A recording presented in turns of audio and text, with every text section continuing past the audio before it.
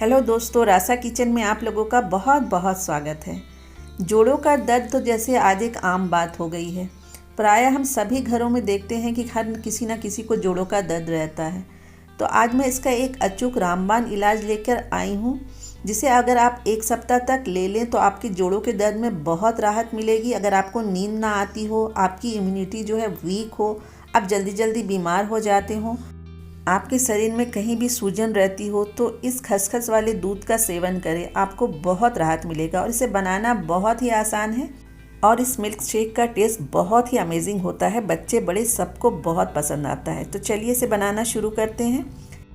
यहाँ मैंने 2 टेबलस्पून खसखस लिया था, जिसे पोस्ता दाना या पॉपी सीड्स भी कहते हैं। रात भर मैंने इसे सोक करने के लिए रख दिया था। तो ये अच्छी तरह से फूल गए हैं। देखिए, काफ़ी अच्छी तरह से ये फूल गए हैं। आप चाहें तो इसे 4 से 5 घंटे के लिए भी सोक कर सकते हैं, तभी ये अच्छी तरह से फूल जाते हैं। और मैंने यहाँ आधा कप बादाम लिया था, जिसे भी मैंने रात भर के लिए फुला के रख दिया था, और साथ ही मैंने इसका छिलका निकाल लिया है। तो ये लगभग 50 बादाम हैं।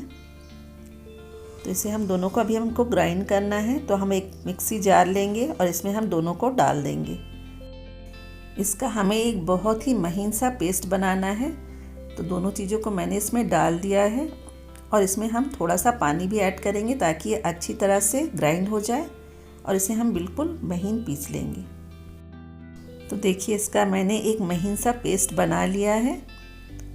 तो इसे अब हम एक बोल में निकाल लेंगे। अब एक कढ़ाई में मैंने यहाँ 1 टेबलस्पून घी डाला है। घी हमारे बॉडी में लुब्रिकेशन का काम करती है। तो बहुत बार होता है हड्डियों से जो कट कट की आवाज़ आती है, तो उसके लिए हमें डेली 1/4 टीस्पून घी ज़रूर खाना चाहिए। अब हम इसमें अपना बादाम और खसखस वाला पेस्ट डाल देंगे।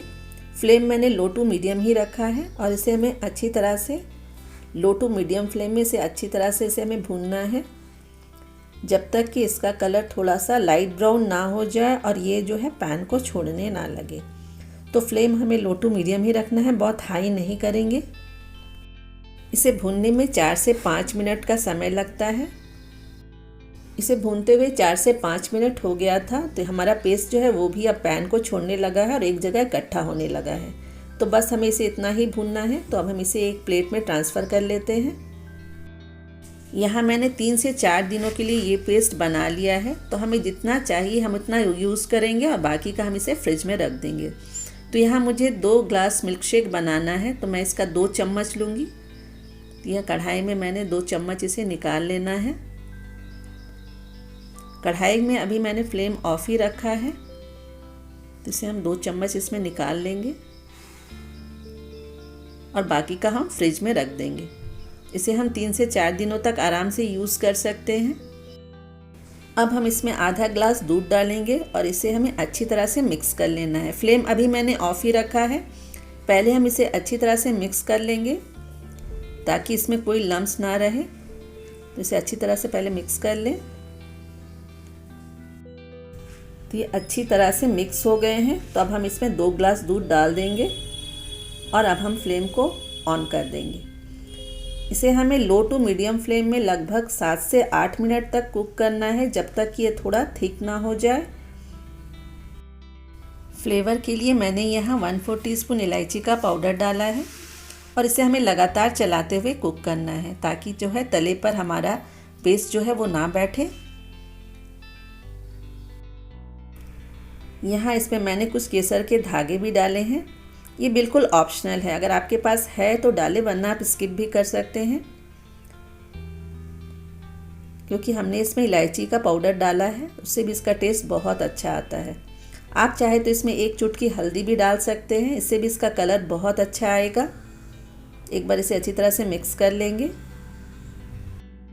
तो इसे पकाते हुए 6 से 7 मिनट हो गया है। तो देखिए, काफ़ी अच्छा गाढ़ा भी हो गया है। तो यहाँ मैंने धागे वाली जो मिश्री थी उसका पाउडर बना के रखा हुआ था, उसे मैंने इसमें ऐड किया है। आप चाहे तो इसमें चीनी भी डाल सकते हैं, पर मिश्री डालने से ये ज़्यादा इफ़ेक्टिव होता है। अगर आपको डायबिटीज़ है तो आप इसमें मीठा ना डालें। आप चीनी के बदले गुड़ भी डाल सकते हैं, लेकिन गुड़ जो है आप जब फ्लेम को ऑफ़ कर दें तब डालें, क्योंकि गुड़ डालने से ये फटने का डर बना रहता है। तो स्वादानुसार मैंने इसमें मिश्री का पाउडर डाल दिया है। इसे अच्छी तरह से मिक्स करके 1 से 2 मिनट तक हम और कुक करेंगे। तो दोस्तों आप इसे अगर 1 सप्ताह तक लगातार लेते हैं तो आपके दर्द में ये काफ़ी आराम पहुंचाएगा। तो आपने जो फ्रिज में पेस्ट बना के रख लिया है उसे आप रोज़ 1 चम्मच बना लें दूध में डाल के, और इसे आप रोज़ 1 सप्ताह तक लें। तो अब हम फ्लेम को ऑफ कर देंगे और इसे हम ठंडा होने के लिए रख देंगे, तब हम इसे सर्व करेंगे। तो ये अच्छी तरह से ठंडा हो गया है। तो चलिए अब हम इसे सर्व करते हैं। बच्चों को आप इसे रोज़ 1 गिलास दें, बच्चों की इम्यूनिटी भी बढ़ेगी और उनका मेमोरी पावर भी बहुत बढ़ता है। तो लीजिए बनकर तैयार है हमारा खसखस बादाम मिल्क शेक, जो कि हेल्दी होने के साथ साथ बहुत टेस्टी भी है। बच्चे बड़े सबको ये बहुत पसंद आएगा दोस्तों। तो इसे आप ज़रूर ट्राई कीजिए और इसे आप 1 वीक ट्राई करके देखिए, आपके बॉडी में ये बहुत सारा डिफरेंसेस लेकर आएगा। आप इस रेसिपी को खुद भी ट्राई करें और दोस्तों के साथ भी शेयर करें। अगर रेसिपी अच्छी लगी हो तो प्लीज़ लाइक करें और चैनल को सब्सक्राइब करना ना भूलें।